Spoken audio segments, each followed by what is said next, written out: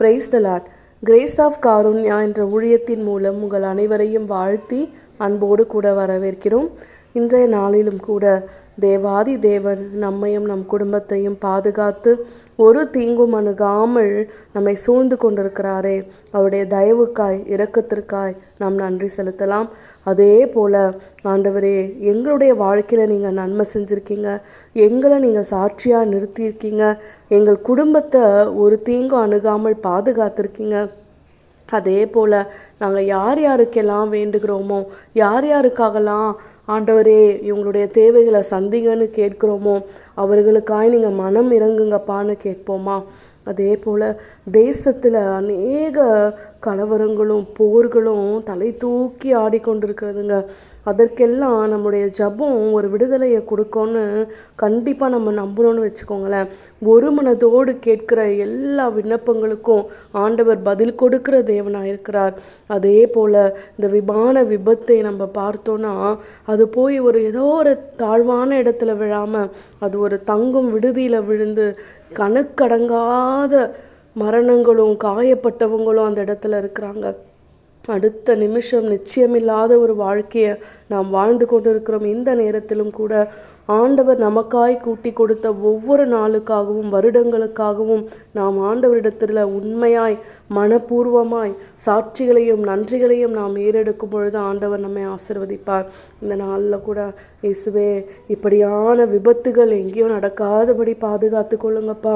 இனி யாரெல்லாம் பயணிக்கணும்னு நினச்சாலும், ரயிலில் நினைச்சாலும், விமானத்தில் பயணிக்க நினச்சாலும், வாகனத்தில் பயணிக்கணும்னு நினச்சாலும் எந்த ஒரு பயமும் கலக்கமும் இன்றி பிரயாணப்பட்டு போக எல்லாருக்கும் ஒரு தைரியத்தை தாங்கப்பா. நீங்கள் பாதுகாப்பாக இருங்க. தேவ தூதர்களை முன்னும் பின்னுமாய் நீர் வைத்திருக்கிறீரே, பாதம் கல்லில் இடராதபடி பார்த்து கொள்கிற தேவன் நீங்கள் தானே. எங்கள் தேசத்தின் மேலே இரக்கம் வைங்கன்னு ஆண்டவரிடத்தில் கேட்போமா? ஆண்டவரே, எங்கள் உறவுகளை எல்லாம் பாதுகாத்து கொள்ளுங்க, எங்கள் தேசத்தில் இருக்கிற ஒவ்வொருவரையும் நீங்கள் பாதுகாத்து கொள்ளுங்கன்னு நம்ம ஆண்டவரிடத்தில் கேட்போம். ஆண்டவரே, ஒருவேளை உம்முடைய வேதத்தை படிச்சுட்டு உம்முடைய வார்த்தைகளை கேட்டுட்டு கீழ்ப்படியாமல் நடந்துக்கிற எங்களுடைய குற்றங்கள் பாவங்களின் நிமித்தம் இப்படியான விபத்துகளும் மரணங்களும் நிகழுதுன்னா தயவாய் எங்கள் பாவங்களெல்லாம் மன்னிங்கப்பா. உமக்கு பிரியமாக நாங்கள் நடப்போம். உடைய வார்த்தைகளை கேட்டு அதன்படி நாங்கள் நடந்து கொள்ளுவோம். எல்லாருக்கும் முன்னாடி நாங்கள் சாட்சிகளாக இருப்போம்னு சொல்லி இன்றைய நாளில் நம்ம அறிக்கையிடுவோம். நிச்சயமாகவே சிறுமைப்படுகிறவருடைய ஜபத்தை ஆண்டவர் எதிர்பார்த்து காத்திருக்கிறார், பிரியமாகவும் இருக்கிறாருங்க. ஒருவேளை நம்ம தான் நம்மளை தாழ்த்திக்கிறோம், நமக்கு ஒன்றும் இல்லை, நம்ம வெறுமையாக இருக்கிறோம்னு நினச்சிக்கிறோம்ல. ஆனால் ஆண்டவருடைய பார்வையில் நம்ம விசேஷித்தவங்களாக இருக்கிறோம். நம்முடைய ஜபத்தை அவர் கேட்கிறவராக இருக்கிறார், பதில் கொடுக்கிறவராக இருக்கிறார். எனவே எதை குறித்தும் கவலைப்படாதீங்க. ஆண்டவர் நம்முடைய வாழ்க்கையில் எது செய்யணும்னு நினச்சாலும் அதை எந்த மனுஷராலும் தடை பண்ணவே முடியாது. எந்த மனுஷங்களுக்கும் பயப்படாதீங்க. இதோ இந்த நாளிலும் கூட விசேஷமாய் நம்ம அநேக காரியங்களை குறித்து, தேவையில்லாத காரியங்களை குறித்து நம்மை நாமே வருத்தி கொண்டிருக்கிறோம்.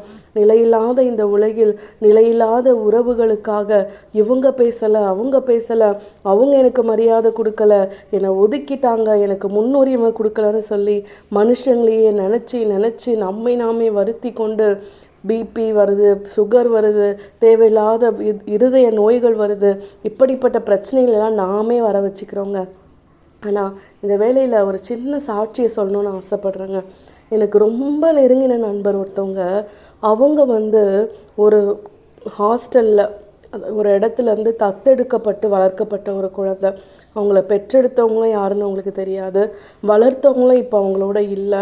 ஆனால் ஆண்டவர் அவங்களுக்கு அழகான ஒரு கணவரையும் 2 குழந்தைகளையும் கொடுத்து ஒரு சந்தோஷமான நிம்மதியான வாழ்க்கை தாங்க அவங்க வாழ்ந்துட்டுருக்காங்க. அவங்க நினச்சாங்களா எனக்கு உறவு இல்லை, அவங்க பேசலை, இவங்க பேசலன்னு நினைக்கிறாங்களா? இல்லை, ஆண்டவரை மட்டும் நம்புகிறாங்க. இன்றைக்கும் அவங்க சாட்சியாக வாழ்ந்துட்டுருக்காங்க. அதே போல் நாமும் ஆண்டவரை விட்டுறாமல் அவருடைய கரத்தை கெட்டியாக பிடிச்சிக்கலாம். ஆண்டவரே, ஒருவேளை நாங்கள் ஏதாவது சூழ்நிலையில் உங்கள் கரத்தை விட்டுட்டாலும் நீங்கள் விட்டுடாதீங்கப்பான்னு அவரிடத்துல கேட்டு கிருபைகளையும் ஆசீரையும் பாதுகாப்பையும் நாம் நிச்சயமாய் பெற்றுக்கொண்டு வருகிற நாட்களில் சாட்சியாய் நாம் வாழுவோம். நம்மையும் நம் குடும்பத்தையும் ஆண்டவர் ஆசீர்வதிப்பார். இந்த தேவ வசனங்களை அநேகரோடு பகிர்ந்து கொள்ளுங்க. உங்கள் சாட்சிகளையும் இந்த சேனலில் பகிர்ந்து கொள்ளுங்க. விசுவாசித்தவர்கள் இந்த ஒவ்வொரு வார்த்தைகளுக்கும் நீங்கள் ஆமேன் என்று லைக் போடுங்க. ஆண்டவர் உங்களையும் உங்கள் குடும்பத்தையும் ஆசீர்வதிப்பார். ஆமேன்.